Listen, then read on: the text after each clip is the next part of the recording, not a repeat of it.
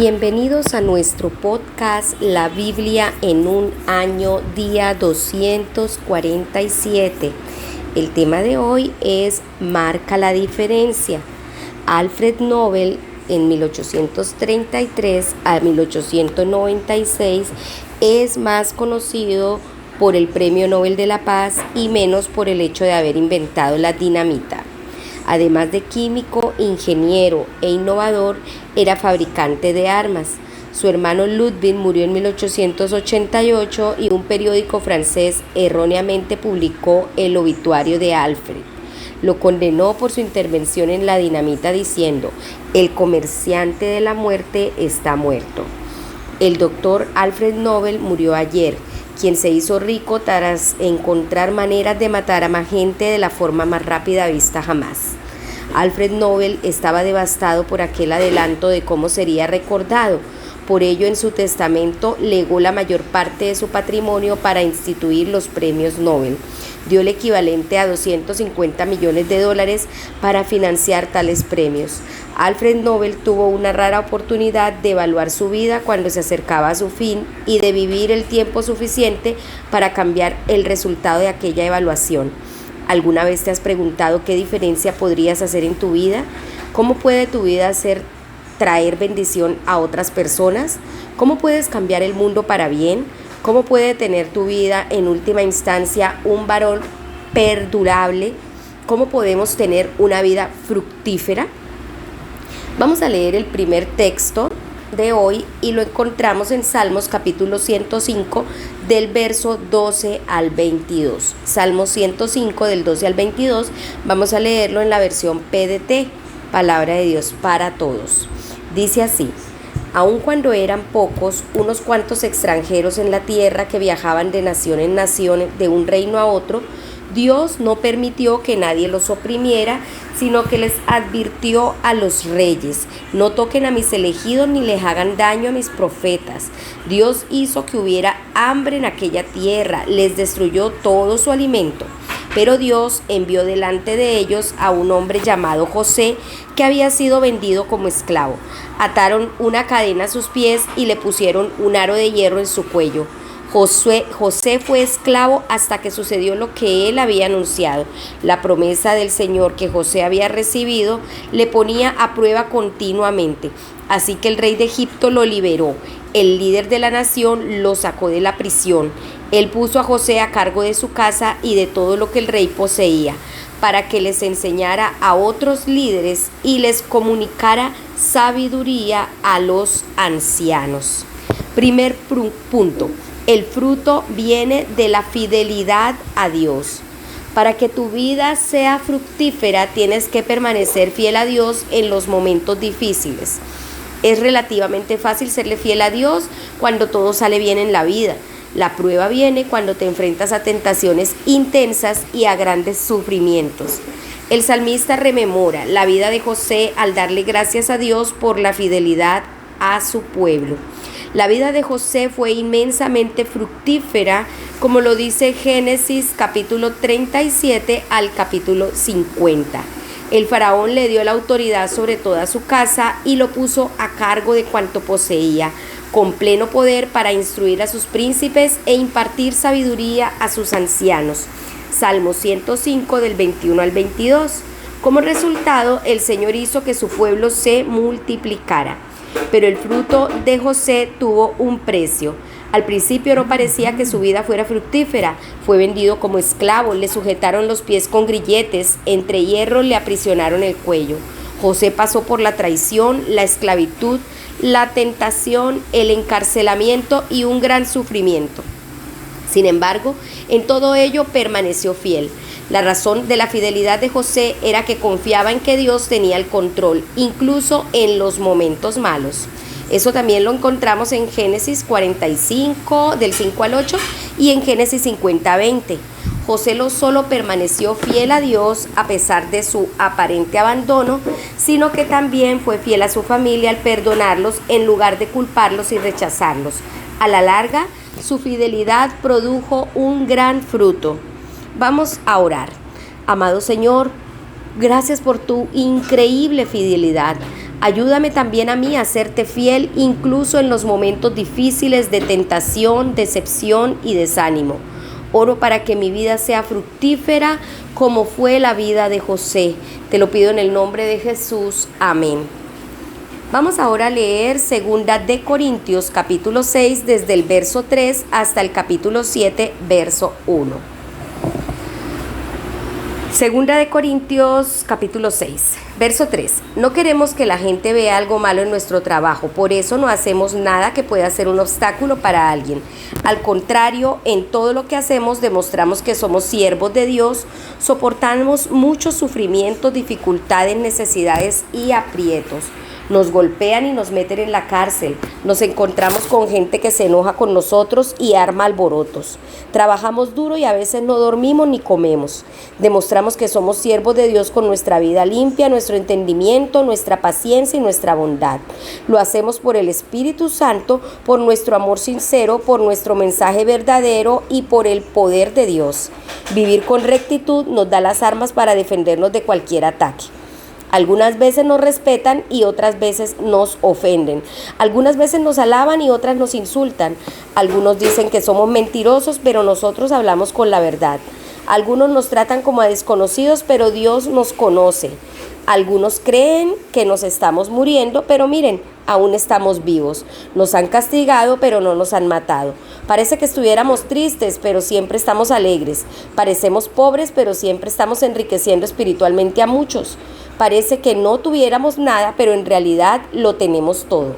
A ustedes que viven en Cristo les hemos hablado con toda libertad y les hemos abierto nuestro corazón. No se han acabado los sentimientos ni el amor que tenemos por ustedes. Son ustedes los que ya no sienten amor por nosotros. Les hablo como si fueran mis hijos. Hagan lo mismo que hemos hecho nosotros. Muéstrenos el mismo afecto. Advertencia contra los que no creen. Ustedes no son iguales a los que no tienen fe en Cristo, entonces no se junten con ellos. ¿Acaso hay algo en común entre la justicia y la injusticia? ¿Cómo puede estar la luz junto con la oscuridad? ¿Es que puede haber un pacto entre Cristo y Satanás? ¿Qué puede haber en común entre el creyente y alguien que no cree en Cristo? El templo de Dios no puede tener ningún pacto con los ídolos y nosotros somos el templo del Dios viviente. Así que como Dios dijo, viviré y caminaré con ellos, yo seré su Dios y ellos serán mi pueblo. Y por eso dice el Señor, salgan de entre esa gente y sepárense de ellos. No toquen nada impuro y yo los aceptaré. Seré su padre y ustedes serán mis hijos y mis hijas. Así dice el Señor Todopoderoso. Capítulo 7, ahora solo vamos a leer el versículo 1. Estimados hermanos, nosotros tenemos esas promesas de Dios, entonces purifiquémonos, alejándonos de cualquier cosa que contamine nuestro cuerpo y nuestro espíritu. Dediquémonos nuestra vida por completo a Dios, mostrando el respeto que le tenemos. Segundo punto, el fruto viene del Espíritu Santo. Tu vida puede ser inmensamente fructífera porque el Espíritu Santo vive dentro de ti. Eres templo del Dios viviente, así como en el Antiguo Testamento Dios habitó en el Sanctorum, así también ahora habita en ti y en mí por su Espíritu Santo. El Espíritu Santo produce frutos hermosos en la vida, lo dice Gálatas 5 del 22 al 23, donde muestra los frutos del Espíritu. La vida de Pablo fue sin duda una de las más fructíferas de la historia del mundo. Se describe a sí mismo como un siervo de Dios, lo acabamos de leer en el capítulo 6, verso 4. Durante el tiempo de su vida enriqueció a muchos. Para Pablo las riquezas eran la riqueza espiritual de estar en Cristo. Su vida sigue enriqueciendo a muchos. El fruto de la vida de Pablo ha durado 2000 años y durará hasta la eternidad. Como José, el fruto de Pablo tuvo un precio. Él enumera algunas de las cosas que soportó: sufrimientos, privaciones, angustias, azotes, cárceles y tumultos, trabajos pesados, desvelos y hambre, deshonra, mala fama, engañadores, desconocidos, moribundos, golpeados, aparentemente tristes, pobres en apariencia, como si no tuviéramos nada. Cuando miro la vida de Pablo, me siento muy desafiado. Es algo que sitúa todos mis problemas en su justa perspectiva. Durante todos aquellos sufrimientos, Pablo permaneció fiel en pureza, conocimiento, constancia y bondad, en el Espíritu Santo y en amor sincero, con palabras de verdad y con el poder de Dios. Permaneció en la verdad y siempre alegre. En palabras de la versión en inglés del Nuevo Testamento, Phyllis J.B., Pablo afirma: no tenemos dinero, pero en realidad tenemos todo lo que vale la pena tener. Pablo les dice a los corintios: hemos hablado con toda franqueza, les hemos abierto de par en par nuestro corazón, nunca les hemos negado nuestro afecto. Él se muestra abierto y se expone ante los corintios, suplicándoles que le abran sus corazones de la misma manera como lo expresa la traducción bíblica al mensaje. Les pide que abran sus vidas, vivan sinceramente y de forma amplia. Pablo había explorado su propio territorio interior, había emprendido un viaje a aquellos lugares de su corazón y de su alma donde se hallan los tesoros escondidos. Les había examinado cuidadosamente y los había sacado para exhibirlos. Para actuar con integridad, primero debemos saber quiénes somos, debemos saber lo que representamos, en qué creemos y lo que más nos importa. Bear Grylls escribe: las personas tienden a pensar que tienen que ser divertidas, ingeniosas o incisivas en el escenario. No tienen que serlo, solo tienen que ser honestas. Si puedes ser profundo y mostrar tu historia interior, las emociones, las dudas, las luchas, los temores, todo, entonces la gente responderá. El Espíritu Santo es quien nos hace libres para ser nosotros mismos. Él es quien produce la fecundidad de nuestras vidas. Pablo no quiere que nada estropee esa fecundidad en la vida de los corintios y les suplica: no se asocien íntimamente con los que son incrédulos. No sugirió que se apartaran del mundo, sino que les advirtió el peligro a largo plazo de las relaciones con aquellos que rechazan a Dios. Muchas personas han ignorado estas advertencias, por ejemplo a la hora de encontrar pareja para el matrimonio, y algunos terminan dejando de ir a la iglesia pasados unos meses o años para luego finalmente perder su fe. Verlo suceder es algo que te parte el corazón. Así que, escribe Pablo, deja la corrupción y el hacer concesiones, déjalo para siempre. Purifiquémonos de todo lo que contamina el cuerpo y el espíritu para completar entre el temor de Dios la obra de nuestra santificación. Vamos a orar. Amado Señor, lléname de tu Espíritu Santo y del poder de Dios. Permíteme ser puro, paciente, amable y veraz, así como amar sinceramente con un corazón abierto. Vamos a pedirle al Señor, si estás buscando pareja, pídele al Señor que seas fiel en estos principios y no busques personas que no aman a Dios, sino que puedas de verdad conseguir personas que aman al Señor. En el nombre de Jesús te lo pedimos. Amén. Ahora vamos a leer Isaías capítulo 3. Vamos a leer desde el versículo 1 hasta el capítulo 5 en el versículo 7. Isaías capítulo 3. Dice así: castigo para Jerusalén y Judá. Ojo, el soberano Señor Todopoderoso está a punto de quitarles todo a Jerusalén y a Judá: los alimentos, el agua, sus héroes, soldados, jueces, profetas, adivinos, ancianos, líderes, oficiales del ejército, altos funcionarios, consejeros, sabios y encantadores. Yo les pondré como líderes a unos muchachos y a unos niños caprichosos que los gobernarán. La gente se maltratará entre sí, los jóvenes atacarán a los mayores y la gente común no respetará a los líderes. Cualquiera agarrará a uno de su propia familia y le dirá: por lo menos tienes con qué vestirte, sé nuestro jefe y gobierna nuestras ruinas. Pero el otro le responderá: yo no tengo manera de solucionar esta situación. En mi casa no hay alimento ni vestido. No acepto que me pongan de gobernante del pueblo. La ciudad de Jerusalén tropezó, Judá cayó y se hirió, porque lo que dicen y hacen está en contra del Señor. Se rebelan contra la gloria de Dios y presumen de sus pecados. Como pasaba en Sodoma, no los ocultan, su pecado se les nota en la cara, no disimulan. Pobres de ellos, se han traído el mal a ellos mismos. Afortunados los justos, que a ellos sí les va a ir bien, porque recibirán la recompensa por su honestidad.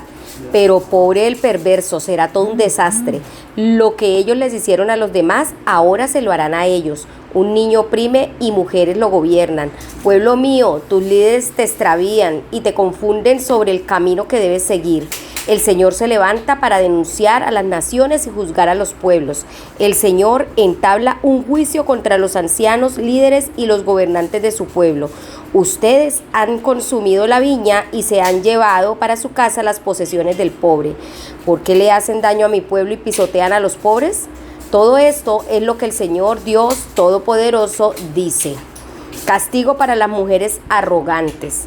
El Señor dice, las hijas de Dios se han vuelto arrogantes, andan con la cabeza en alto y miran con desprecio, caminan a pasito rápido y corto y hacen sonar brazaletes en los pies. Por eso el Señor cubrirá con sarna las cabezas de las hijas de Sión. El Señor hará que todas ellas quedaran calvas.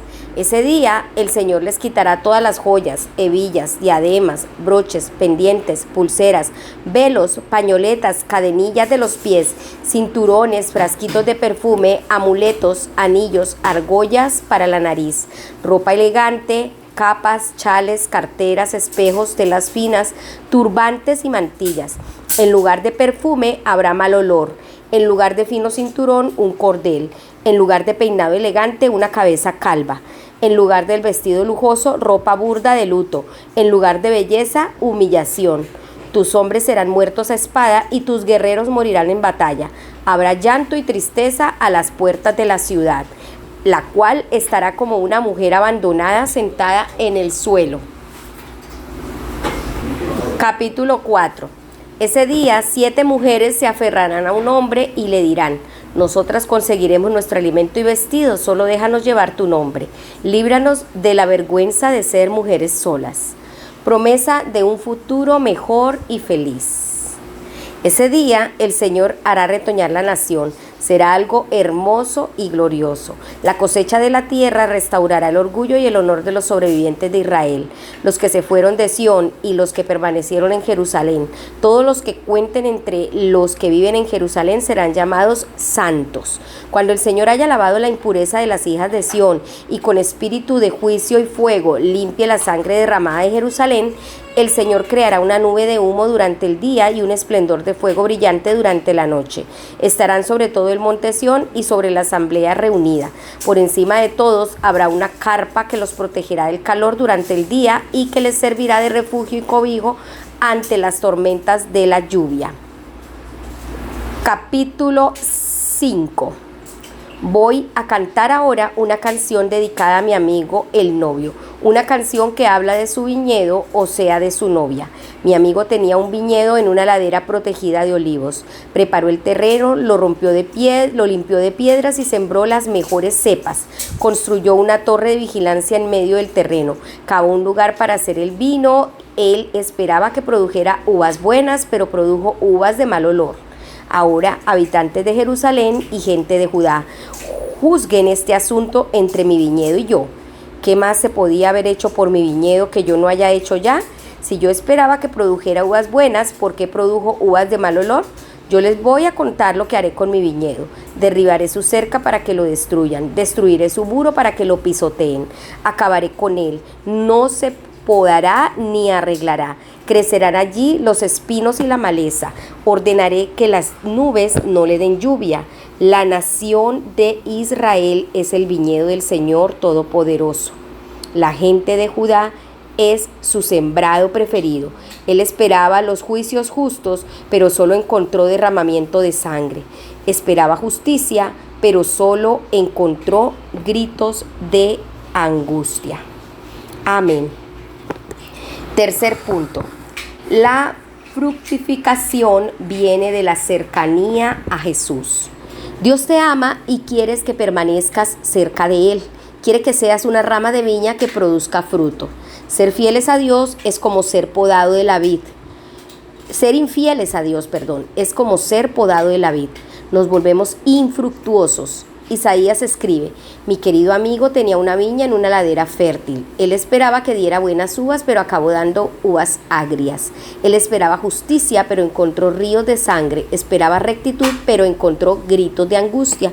Lo acabamos de leer en el capítulo 5, versos del 1 al 7. Gran parte de los primeros 39 capítulos de Isaías se refieren al juicio de Dios.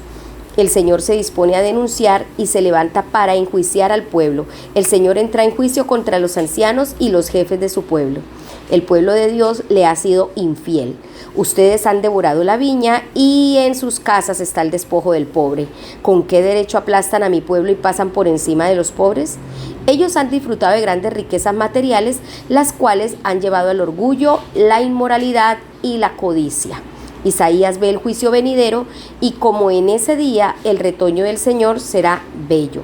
Esto solo se cumplió parcialmente en aquel tiempo, como muchas otras profecías apuntan acerca de ahora, lo que ahora podemos ver que se logró por medio de Jesús, quien era el verdadero retoño del Señor. Jesús es la rama de la viña de Dios. Nosotros somos la rama de la viña de Jesús. Eso lo dice en Juan capítulo 15, versos del 1 al 8. Jesús es la rama verdadera y la vid verdadera. Él es el que era totalmente fiel y fructífero por encima de cualquier ser humano, incluso José o Pablo. Jesús ahora te invita a ser parte de su viña, a permanecer cerca de Él y a dar mucho fruto, un fruto que perdurará. Eso lo podemos ver también en Juan capítulo 15, versos 8 y 16. Vamos a orar. Amado Señor, quiero llevar una vida fructífera. Gracias por haberlo hecho posible. Guárdame cerca de ti, fiel y lleno del Espíritu Santo, dando un fruto que perdurará. Te lo pido en el nombre de Jesús. Amén. La pastora Pipa añade, tomando 2 Corintios capítulo 7, verso 1. Purifiquémonos de todo lo que contamina el cuerpo y el espíritu. Necesito una desintoxicación antes del comienzo del nuevo periodo. No solo reducir el consumo de chocolates, sino si es posible eliminarlos completamente. Exactamente, necesitamos una desintoxicación no solo del cuerpo, sino del alma y del espíritu. Bueno, amados, espero que este devocional haya sido de mucha bendición y que podamos marcar la diferencia dando el fruto de ser fieles a Dios, el fruto del Espíritu Santo. Recuerden que este devocional fue escrito por el pastor Nicky Gumbel de la iglesia HTB en Londres y la voz de este podcast es de Marisol Rojas. Que el Señor les bendiga.